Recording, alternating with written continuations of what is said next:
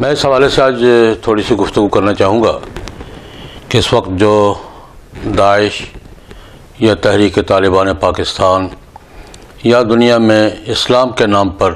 دہشت گردی کے جو گروپ ہیں، ان کے حوالے سے ملک میں بھی بین الاقوامی سطح پر بھی گفتگو کا سلسلہ جاری ہے۔ اور میں عرض کرنا چاہوں گا کہ 3 مسئلے بالکل الگ الگ ہیں جن کو خلط ملط کر دیا گیا ہے۔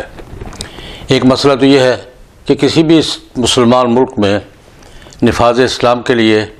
نفاذ شریعت کے لیے ہتھیار اٹھانا جائز ہے یا نہیں، اس پر تو ایک واضح موقف ہے۔ اور آج سے 5 سال پہلے ہم تمام ملک کے دیوبندی علماء اکابر مل بیٹھ کر جامعہ اشرفیہ میں اپنا یہ موقف اجتماعی موقف دے چکے ہیں کہ پاکستان میں یا کسی بھی مسلمان ملک میں نفاذ شریعت کے لیے، نفاذ اسلام کے لیے ہتھیار اٹھانا، حکومت وقت کی رٹ کو چیلنج کرنا، یہ شرعاً درست نہیں ہے۔ نفاذ اسلام ہمارا بھی مقصد ہے، پاکستان بنا ہی اسلام کے لیے تھا، اور ایک ہر مسلمان سوسائٹی کی ذمہ داری ہے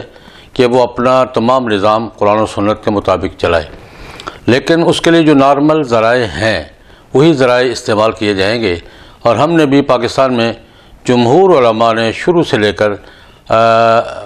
علماء کے 22 نکات سے لے کر 73 کے دستور تک اور ضیاء الحق مرحوم کے دور کی آئینی اصلاحات تک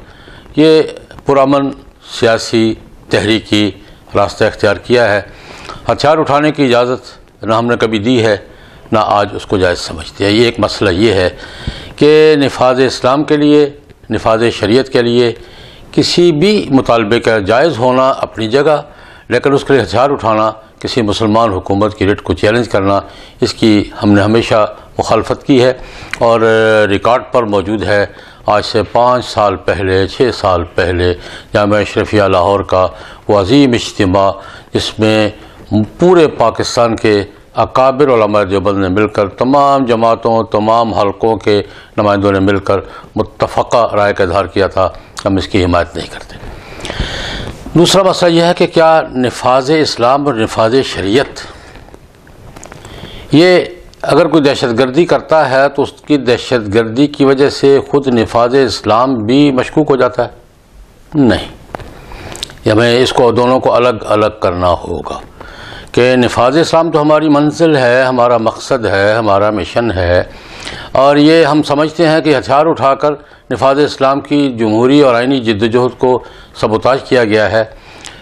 میں یہ وضاحت اس لیے کرنا چاہوں گا کہ ہم جب دہشت گردی کی مخالفت کرتے ہیں تو یہ کہہ کے کرتے ہیں کہ نفاذ اسلام کے لیے، نفاذ شریعت کے لیے پرامن سیاسی جمہوری جدوجہد ہونی چاہیے اور ہتھیار اٹھانے کی اجازت نہیں ہے، لیکن مغرب جب مخالفت کرتا ہے تو وہ دونوں باتیں ایک سانس میں کہتا ہے، یہ بھی کہتا ہے کہ دہشت گردی درست نہیں ہے، اور یہ بھی کہتا ہے کہ نفاذ شریعت درست نہیں ہے، اور یہ بھی کہتا ہے کہ خلافت قائم نہیں ہونے دی جائے گی، اسلام نافذ نہیں ہونے دیا جائے گا۔ ہمیں اپنے موقف میں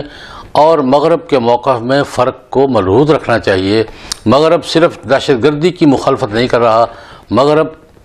اسلام کی، اسلام کے نفاذ کی، خلافت کی، نفاذ شریعت کی مخالفت کر رہا ہے، اور میں سمجھتا ہوں کہ یہ دونوں چیزیں بالکل الگ ہیں، الگ ہیں۔ ہم داعش کی حمایت بھی نہیں کرتے، اس کی سرگرمیوں کی مذمت کرتے ہیں۔ ٹی ٹی پی تحریک طالبان پاکستان کی سرگرمیوں کی بھی حمایت نہیں کرتے، اس کی مذمت کرتے ہیں، لیکن نفاذ شریعت تو پوری قوم کا ہے، اور اسلام کا نفاذ تو پوری ملت اسلامیہ کا مسئلہ ہے۔ اس کو اس کے ساتھ گڑبڑ کر کے اگر مغرب کی قیادت نفاذ اسلام اور نفاذ شریعت کی نفی کرنا چاہتی ہے تو ہمیں اس کی اجازت نہیں دینی چاہیے۔ یہ دوسرا مسئلہ۔ تیسرا مسئلہ میں عرض کرنا چاہوں گا کہ تکفیر اور قتال، یہ تو خوارج کا طریقہ کار رہا ہے۔ وہ تکفیر اور قتال کہ جو بھی ان کی حمایت میں نہ ہو وہ کافر ہے، اور پھر کافر نہیں واجب القتل ہے، یہ داعش کہے یا ٹی ٹی پی کہے، جو بھی کہے، یہ بات غلط ہے، اور یہ اہل سنت کا اور جمہور امت کا موقف نہیں ہے۔ یہ قرن اول میں بھی خوارج کا موقف تھا کہ جو ان کے ساتھ نہیں ہے وہ کافر ہے اور واجب القتل ہے۔ آج بھی اسی موقف کو دہرایا جا رہا ہے۔ اس لیے میں یہ عرض کرنا چاہوں گا کہ 3 باتوں کو الگ الگ رکھنا چاہیے تکفیر اور قتال جمہور مسلمانوں کا موقف کبھی نہیں رہا. یہ خوارج کا موقف تھا، کل تھا تب بھی خوارج کا موقف تھا،